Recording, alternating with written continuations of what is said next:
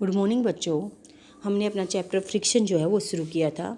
उसका बचा हुआ हिस्सा जो है वो आज हम पढ़ने जा रहे हैं। इससे पहले हम जो पढ़ चुके हैं वो क्या है, फ्रिक्शन क्या है, फ्रिक्शन किस लिए ज़रूरी है, किस लिए लाभदायक है, ठीक है, उसका लगने का क्या कारण है, ये सब हमने पढ़ लिया है। आज हम पढ़ने जा रहे हैं increasing and reducing of friction. देखिए पीछे हमने जो सेक्शन पढ़ा है उसके अंदर कुछ सिचुएशंस हमने ऐसी देखी हैं जहाँ पे फ्रिक्शन हमारे लिए क्या होता है, ज़रूरी होता है, डिज़ायरेबल होता है, ठीक है। अब कह रहे कि अगर फ्रिक्शन डिज़ायरेबल है, ज़रूरी है, तो कहीं ऐसी सिचुएशंस भी हो सकती हैं जहाँ हमें इसको बढ़ाना पड़ सकता है। तो किस प्रकार हम इसको बढ़ाएंगे वो देखिए आपने अपने जो जूते हैं उनकी तली देखी होंगी, उनके सोल्स देखे होंगे, वो क्या होते हैं, ग्रूव्ड होते हैं, उभरे हुए होते हैं, बाहर की साइड कोई हिस्सा, कोई अंदर की साइड धंसा हुआ होता है, तो ये ग्रूव्ड शेप कहलाती है आपकी। ऐसे क्यों होते हैं वो, जिससे कि घर्षण जो है वो बढ़ सकता है उससे, और उनकी जो ग्रिप है वो फ्लोर से क्या हो जाती है, फर्श से अच्छी पकड़ बन जाती है, जिससे चलना जो है वो क्या हो जाता है, आसान हो जाता है। इसलिए उनकी जो शेप है तले की वो ग्रूव्ड होती है। ओके, ऐसे ही हमने देखा होगा कि जो कार, ट्रक या बुलडोजर के जो टायर होते हैं ना, वो भी क्या होते हैं, ग्रूव्ड होते हैं। क्यों? क्योंकि वो जो है वो ग्रिप जो है उनकी वो क्या बन सके, उसके साथ, ग्राउंड के साथ अच्छी बन सके, इस वजह से वो इस प्रकार के बनाए जाते हैं। देखिए ये दिखाई दे रहा होगा आपको, आगे बात समझ में, ठीक है। क्योंकि जब हम फ्रिक्शन को इंक्रीज करते हैं तो क्या होता है, फ्रिक्शन इंक्रीज होने से जो पकड़ है ना वो अच्छी बन जाती है। आपने कभी साइकिल चलाई हो तो साइकिल चलाते हुए देखा होगा आपने कि जब हम साइकिल चलाते हैं तो चल रहे, जैसे ही हम ब्रेक पैड यूज करते हैं ना, तो ब्रेक पैड यूज करने से साइकिल जो है वो रुक जाती है।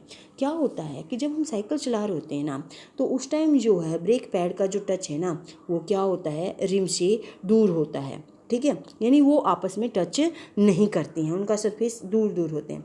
लेकिन जैसे हम क्या करते हैं, ब्रेक लीवर दबाते हैं, तो जो पैड होता है वो क्या हो जाता है, वो जो रिम होता है साइकिल का वो उससे अटैच हो जाता है, और जो फिर रिम जो है उससे क्या होता है, जो गति करना, मोशन करना बंद कर देता है।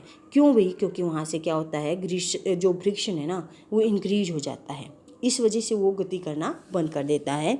ऐसे ही जब आपने देखा होगा कबड्डी जब हम खेलते हैं तो हम हाथों के जो है वो रेत रगड़ते हैं। ये खिलाड़ी जो होते हैं वो रेत रगड़ते हैं। क्यों रगड़ते हैं वो? जिससे क्या होता है कि जो हाथों हैं उनके खुरदरे हो जाते हैं, जिससे वो दूसरे उसको पकड़ेंगे ना खिलाड़ी को, तो उनकी पकड़ क्या बन जाएगी, अच्छी बन जाएगी, उनको आसानी से वो पकड़ सकते हैं, क्योंकि फ्रिक्शन क्या हो जाता है, इंक्रीज हो जाता है। ऐसे जिम्नास्टिक प्लेयर हैं वो भी एक ऐसी तरह का सब्सटेंस लगाते हैं जो क्या कर देते हैं, उनके हाथों को खुरदरा बना देते हैं, और वो जिससे उनकी हाथों की जो पकड़ है वो क्या बन जाए, अच्छी बन जाए। फ्रिक्शन जो है वो क्या हो जाता है, वहाँ पे इंक्रीज हो जाता है, और जिससे ग्रिप जो है वो बेटर हो जाती है पहले के बजाय। तो कुछ सिचुएशंस ऐसी भी होती हैं जहां हमें क्या होता है, फ्रिक्शन को कम करना पड़ता है, यानी ज़रूरी नहीं होता है फ्रिक्शन, अनडिजायरेबल होता है। ऐसी सिचुएशंस को हम के अंदर हमें क्या करना पड़ेगा, फ्रिक्शन को कम करना पड़ेगा। देखिए आपने देखा होगा जब हम कैरम खेलते हैं, कैरम बोर्ड के ऊपर हम क्या करते हैं, पाउडर डालते हैं। क्यों डाला जाता है वो पाउडर? जिससे क्या होता है, गोटी जो है वो आसानी से चलना शुरू हो जाती है। क्या हुआ है ऐसा पाउडर डालने से? देखिए जब हमने पाउडर डाला ना तो वहाँ पे क्या हुआ, फ्रिक्शन जो है वो क्या हो गया, कम हो गया, और गोटी आसानी से चल पड़ी। इस वजह से वहाँ पे क्या किया जाता है, जो पाउडर है वो डाला जाता है।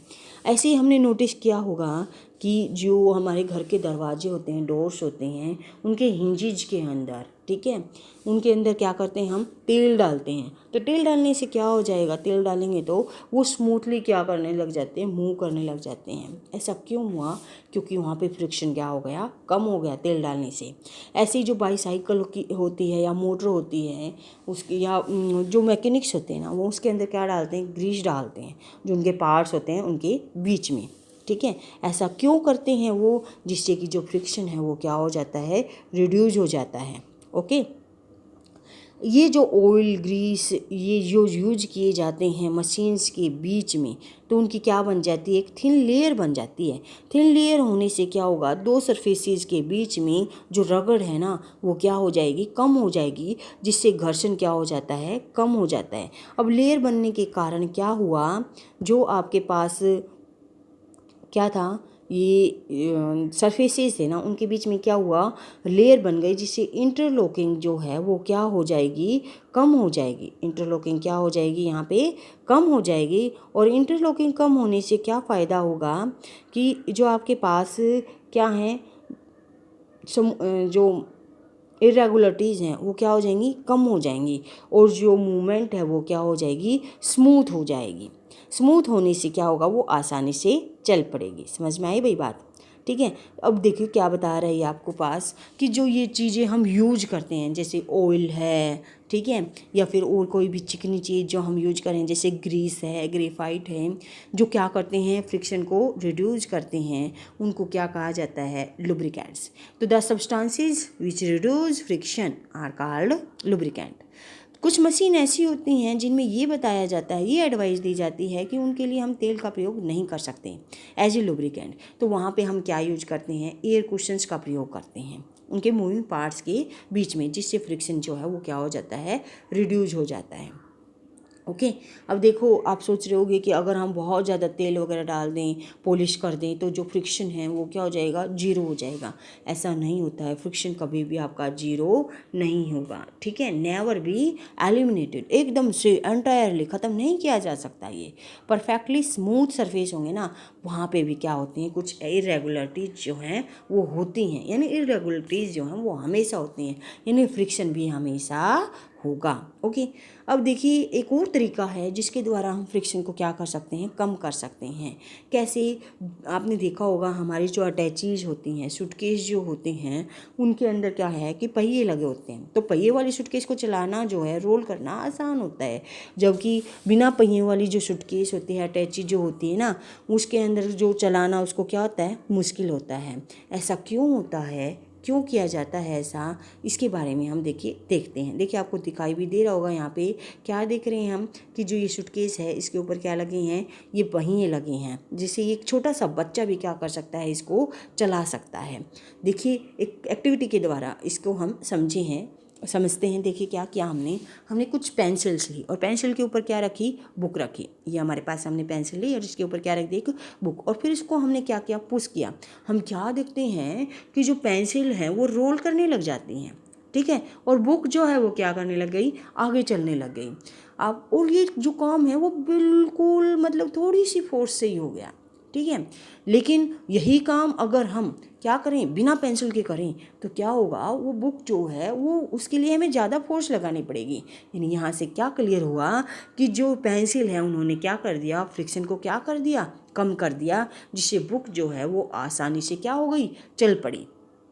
ओके, ठीक है। इस प्रकार जैसे इसी कह रहे कि इसी कारण जो है ना, जो मशीनरी पार्ट्स हैं उनके अंदर भी हम क्या करते हैं, हैवी पार्ट्स होते हैं उनके अंदर, उनको भी कैसे ऐसे रोल करके हम मतलब प्रयोग में लाते हैं। कि गति करवानी हो, उनका मोशन करवाना हो, तो उनको रोल करके करवाया जाता है। Okay.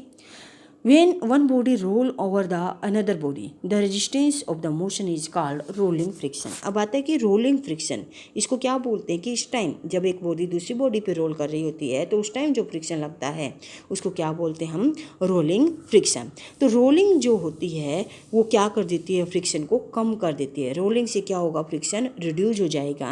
And it always easy to roll, कोई भी चीज़ है वो रोल करना जो है वो ज़्यादा आसान होता है बजाय कि स्लाइड करने से। समझ में आ गई बात? That is the reason it is convenient to pull a luggage fitted with roller.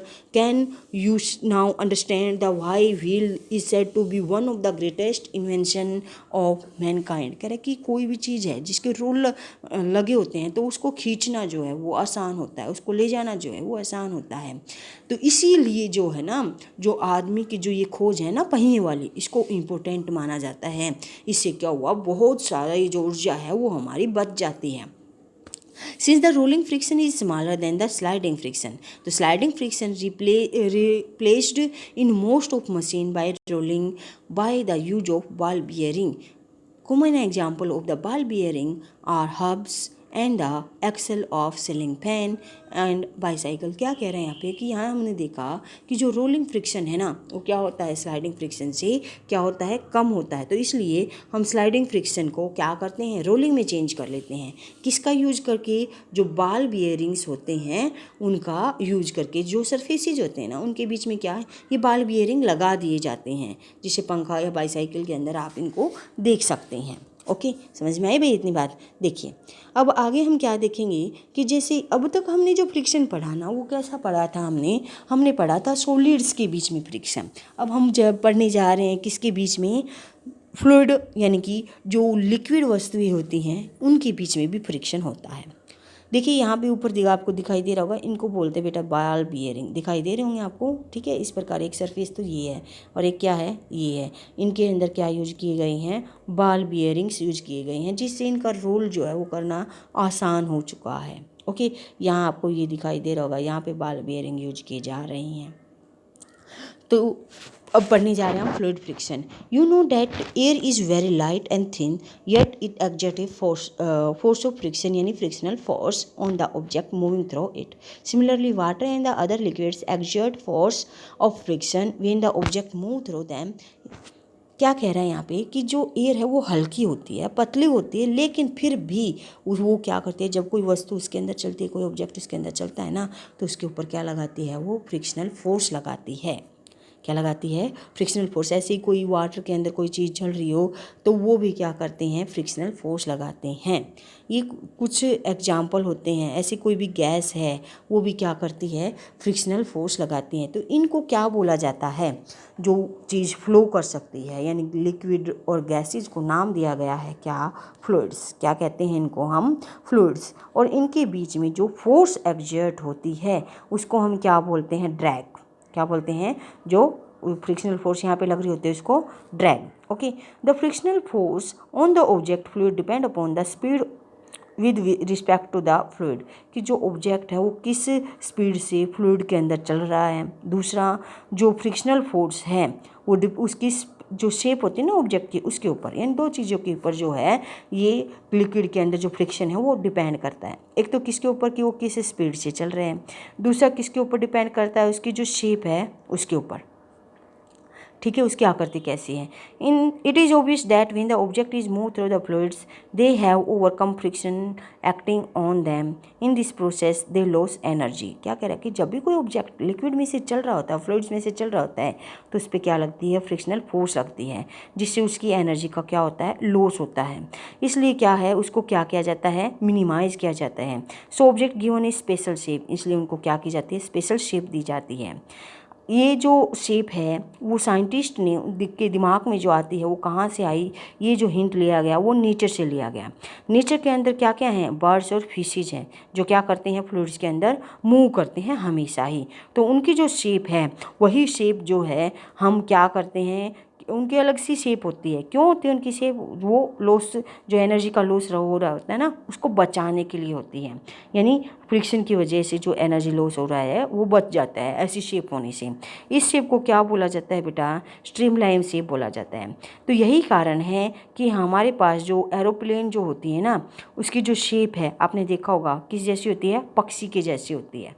क्यों होती है, देखिए जिसे, क्योंकि जो एयर में इनका मूव करना क्या होता है, आसान हो जाता है, यानी फ्रिक्शन जो होता है एयर के अंदर वो कम हो जाता है, जिससे वो आसानी से चल सकते हैं। देखिए यहाँ पे आप देख भी रहेंगे, जो आपके पास ये एरोप्लेन है और ये जो पक्षी हैं, इनकी जो शेप है वो क्या है, एक जैसी है। क्यों बनाई गई ऐसी शेप, रिड्यूस फ्लूइड फ्रिक्शन को, जो फ्लूइड फ्रिक्शन है उसको रिड्यूस करने के लिए। चलिए ये चैप्टर अब हमारा पूरा हो चुका है।